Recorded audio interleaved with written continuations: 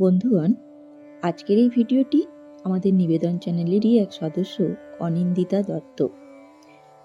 তিনি প্রশ্ন করেছিলেন, কাজ করতে করতে ইষ্টমন্ত্র জপ করা যায় কিনা। তারই প্রশ্নের উত্তরের আজকের এই ভিডিও।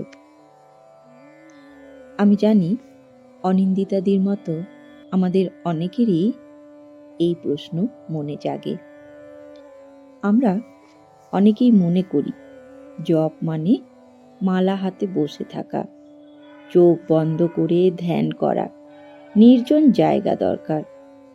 তাহলে একটা কঠিন প্রশ্ন, যে মা সারাদিন রান্না করছে, যে বাবা অফিসে কাজ করছে, যে সংসার সামলাচ্ছে, তাদের কি ঈশ্বরকে পাওয়ার অধিকার নেই?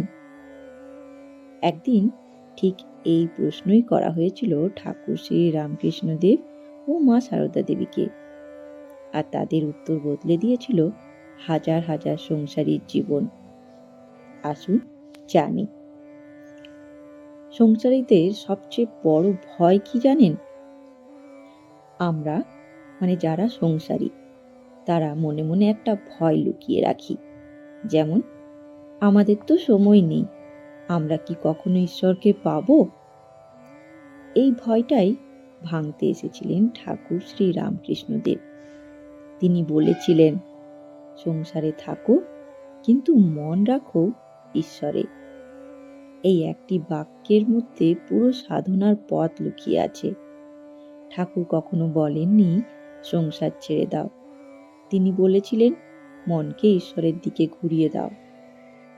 ঠাকুর শ্রী রামকৃষ্ণদেব বলতেন, একজন দাসী বড় লোকের বাড়িতে কাজ করে, কিন্তু তার মন থাকে নিজের গ্রামের বাড়িতে। সে রান্না করছে, বাসন মাজছে, ঘর পরিষ্কার করছে, সব কাজ করছে মন দিয়ে, কিন্তু ভেতরে ভেতরে জানে এই বাড়ি আমার নয়। ঠিক তেমনি সংসারে কাজ করো, কিন্তু মনে মনে জানো আসল আশ্রয় ঈশ্বর। এই অবস্থাকেই ঠাকুর বলতেন মনে মনে জপ। নাম জপের শক্তি আসুন জানি। শ্রী শ্রী ঠাকুর বলতেন, নাম আর নামই এক। এই বাক্যের অর্থ গভীর। যখন তুমি নাম জপ করো, তখন তুমি ঈশ্বরের সঙ্গেই আছো। তিনি আবার বলতেন, বারবার নাম করলে মন পবিত্র হয়। যেমন জল পড়তে পড়তে পাথর ক্ষয় হয়, তেমনি নাম করতে করতে মন বদলে যায়। আসুন এবার জানি শ্রী শ্রী মা সারদা দেবীর কথা। এক ভক্ত মাকে একবার বললেন, মা, সংসারের কাজ এত, জপ করার সময়ই পাই না। মা তখন তাকে খুব সহজ ভাষায় বললেন, কাজ করতে করতে জপ করো মা। শ্রীমা অনেক জায়গায় বলেছিলেন, নাম জপ করলে সব হবে। এই কথার ভেতরে আছে অসীম আশ্বাস। মা কখনো বলেননি সময় না পেলে জপ হবে না, বরং বলেছেন কাজের মধ্যেই জপ করো। কেন মা বলতেন কাজের মধ্যে জপ সবচেয়ে বড় সাধনা? আসুন জানি। বসে জপ করা খুব সহজ, কিন্তু কাজের মধ্যে জপ, এটা সত্যিকারের সাধনা। কারণ তখন মন ছুটে যায়, কাজের চাপ থাকে, মনোযোগ ভেঙে যায়। তবু যদি আপনি নাম ধরতে পারেন, তাহলেই শুরু হয়।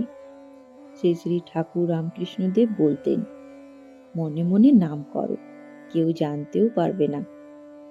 এটাই সংসারীদের জন্য গোপন সাধনা। জানেন কি, জপের 3টি স্তর আছে। সেগুলি কি কি আসুন জানি। ঠাকুর শ্রী রামকৃষ্ণদেব বলতেন, সাধনার পথ ধীরে ধীরে এগোয়, একদিনে মন স্থির হয় না, একদিনেই গভীর জপ শুরু হয় না। তাই তিনি জপকে ধাপে ধাপে বুঝিয়েছেন। প্রথম, উচ্চ স্বরে জপ। এটাই জপের প্রথম স্তর। যখন আমরা প্রথম জপ শুরু করি তখন মন খুব চঞ্চল থাকে, মন এক জায়গায় থাকতেই চায় না। 1 মিনিট জপ করলেই মনে পড়ে যায় আজ কি রান্না হবে, কি কাজ বাকি, কে কি বলেছে। তাই শুরুতে ঠাকুর বলেছেন, মুখে উচ্চারণ করে নাম করো। কারণ যখন আমরা শুনতে পাই নিজের মুখের শব্দ, তখন মন একটু সহজে ফিরে আসে নামের দিকে। এই স্তরে মালা ব্যবহার করা ভালো, নিয়ম করে সময় দেওয়া ভালো, শব্দে শব্দে নাম করা ভালো। এটা হলো জপের শুরু। দ্বিতীয়, মনে মনে জপ। ধীরে ধীরে এক সময় আসে মুখে জপ না করলেও নাম চলতে থাকে মনে মনে। এটাই হলো দ্বিতীয় স্তর। ঠাকুর বলতেন, মনে মনে নাম করো, কেউ জানতেও পারবে না। এই জপের একটা বড় সৌন্দর্য আছে। বাইরে কেউ বুঝবে না, কিন্তু ভেতরে ভেতরে নাম চলছে। তুমি বাসে বসে আছো, তুমি বাজারে হাঁটছো, তুমি রান্না করছো, তুমি অফিসের কাজ করছো, আর ভেতরে ভেতরে নাম চলছে, নাম চলছে। এই জপই সংসারীদের জন্য সবচেয়ে বড় আশীর্বাদ, কারণ এটা সব সময় করা যায়। এখানেই শুরু হয় কাজের মধ্যে সাধনা। এবার তৃতীয়, অজপা জপ। এই স্তর সবচেয়ে গভীর।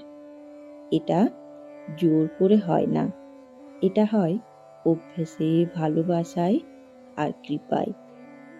যখন দীর্ঘদিন নাম করা হয়, এক সময় এমন অবস্থা আসে জপ করতে হয় না, জপ নিজে নিজেই চলতে থাকে। শ্বাসের সঙ্গে নাম মিলিয়ে যায়। শ্বাস নিচ্ছেন, নাম, শ্বাস ছাড়ছেন, নাম।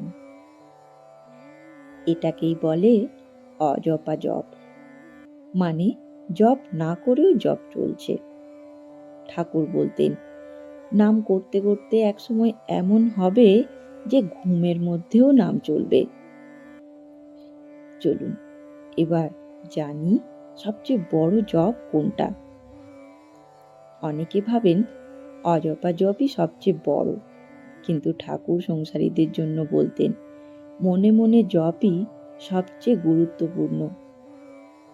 কারণ এটা বাস্তব জীবনে করা যায়, এটা সারা দিন করা যায়, এটা সংসারের মধ্যেই করা যায়।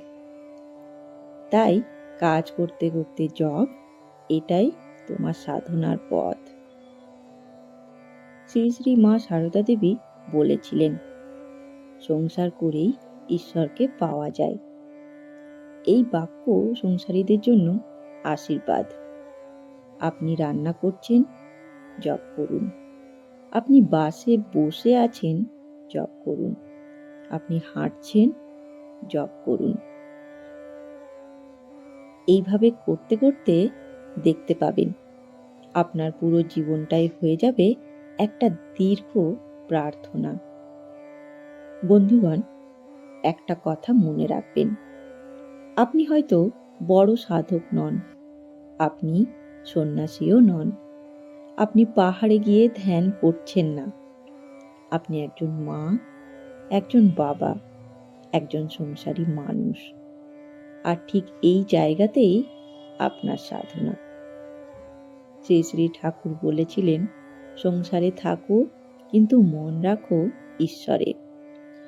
মা আশ্বাস দিয়েছিলেন, নাম জপ করলে সব হবে।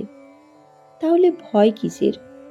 আজ থেকে আপনি আলাদা সময় খুঁজবেন না, আলাদা জায়গা খুঁজবেন না। আপনি যেখানে আছেন, যে অবস্থায় আছেন, সেখান থেকেই শুরু করুন। হয়তো কেউ আপনার জপ দেখতে পাবে না, কেউ আপনাকে সাধকও বলবে না, কিন্তু ভেতরে ভেতরে আপনার মন বদলাবে, আপনার রাগ কমবে, আপনার ভয় কমবে, আপনার ভেতর শক্তি জন্মাবে। আর একদিন আপনি নিজেই বুঝবেন, নাম আপনাকে ধরে রেখেছে। আপনি নাম ধরেননি, নামই আপনাকে ধরেছে।